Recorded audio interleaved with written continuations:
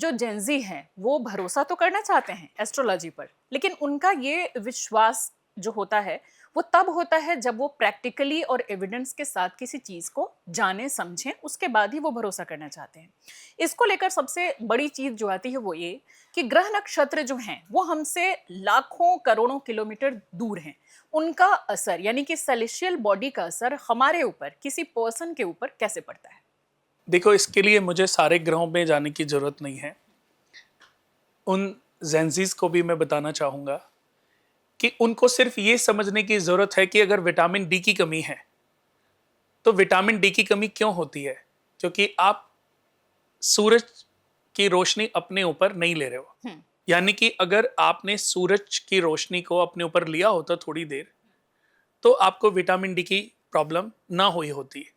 अब आप ये देखो कितनी दूर सूर्य हैं हमसे, हमारी पृथ्वी से, लेकिन फिर भी ये डॉक्टर तो पढ़े लिखे हैं ना, इंटेलिजेंट है, अच्छी डिग्री ली है, उसके बाद ये डॉक्टर बने हैं।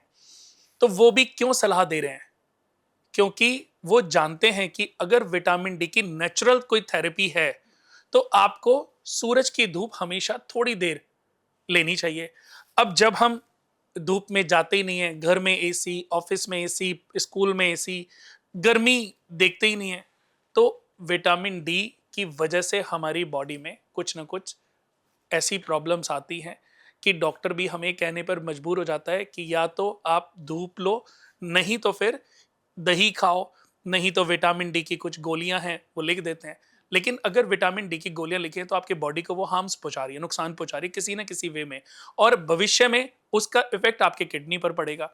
तो बात फिर यहीं पर आ गई कि एक ग्रह, सूर्य भी एक ग्रह है जो हमसे कितनी सूरज दूर ग्रह है। नहीं है, सूर्य एक ग्रह वो है। एक तारा है, वो ग्रह नहीं है। इसीलिए मैंने तुलना की, नहीं, इसीलिए मैं आपकी पूरी बात मैं पहले आपको सुनना बताता चाहती थी। हूं कि सूर्य देव का जो जन्म है, सूर्य देव की जो स्थिति है आज, वो एक ग्रह के रूप में ही हुई है। 9 ग्रहों में इनको सभी ग्रहों का राजा माना गया है। ठीक है। आज अगर हम देखें तो 84 लाख योनियों में जितनी भी योनियां हैं, वो सारी की सारी योनियां सूर्य से ही प्रभावित तो होती यानी हैं। कि आप ये कह रहे हैं कि जितनी भी साइंस की खोज है सब गलत है, सूर्य तारा नहीं है, वो एक ग्रह है?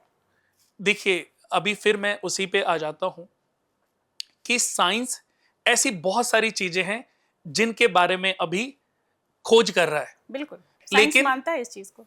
एक और चीज मैं बता दूं कि जो हमारे वेद हैं, जो यजुर्वेद हो गए, सामवेद हो गए, अथर्ववेद हो गए, इन वेदों में बहुत सारी ऐसी नॉलेज ऑलरेडी पहले से ही है कि जिसको आज कैलकुलेट करके साइंस तो पहुंचने की कोशिश कर रहा है कि हम इस तक कैसे पहुंचे, उस वो भी रिसर्च में लगा है।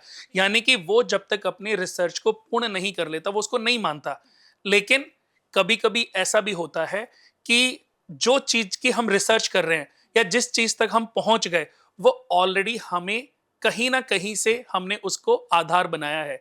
अगर आप देखेंगी तो जितने भी क्वेश्चन हैं, जैसे जेंजिस की बात करूं, तो जितने भी दुनिया में क्वेश्चन मार्क लोग हैं कि क्यों, जो ये जानना चाहते हैं कैसे हुआ, क्यों हुआ, कैसे वो होगा, मैं समझ गई, लेकिन उनके हमारी लिए बात आके वहीं पे रुक गई कि सूर्य जो है उसके अंदर तो पावर है, इलेक्ट्रोमैग्नेटिक फोर्सेस जो धरती के पास है उस फोर्स की भी हम बात कर लेंगे, ग्रेविटेशनल फोर्स है, वीक न्यूक्लियर फोर्स और स्ट्रॉन्ग न्यूक्लियर फोर्स, 4 तरह के फोर्सेस की बात फिजिक्स में की गई है। तो वो तो उसके पास तो अपना पावर है, उसी से रिफ्लेक्ट होकर के बाकी जो ग्रह हैं उन पर वो आ रहा है। किसी ग्रह का अपना कोई भी फोर्स नहीं है।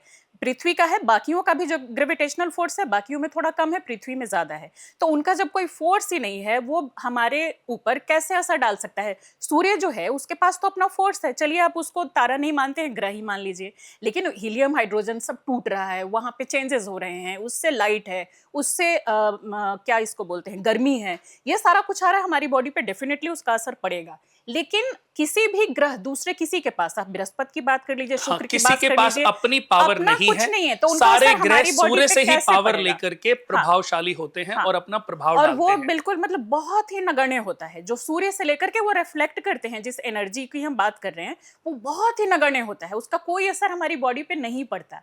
तो फिर हम कैसे ये माने देखो, कि उसका असर हम पे मैं फिर पड़ेगा? से बताता हूं कि इसीलिए तो सूर्य को सभी ग्रहों का राजा माना गया वो है। है ही सेंटर में है। हाँ, राजा माना गया है क्योंकि उसके अंदर इतनी पावर है कि आज सब लोग उसी से पावर लेकर के प्रभावशाली हैं और अपना प्रभाव डाल रहे हैं।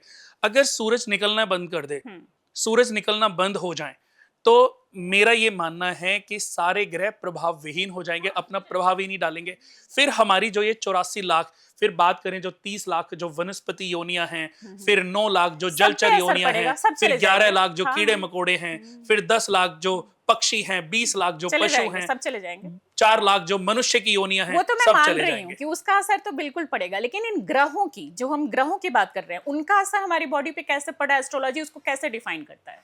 देखो, इसका भी एक आपको साधारण सा रास्ता बताता हूं कि सूरज की अपनी वैल्यू है, ठीक है। लेकिन अकेले सूरज से सब काम नहीं चलता। कि मैं बात करूं, मैंने बहुत बार देखा है कि किसी व्यक्ति ने बोला कि उसको हड्डियों की प्रॉब्लम रहती है, घुटनों की प्रॉब्लम रहती है, तलवों की प्रॉब्लम रहती है, और उसको बैक एक प्रॉब्लम थी, और हमने उसने, ये तो चलो उसकी हेल्थ इश्यूज थी, वो आया कुछ और लेकर के था।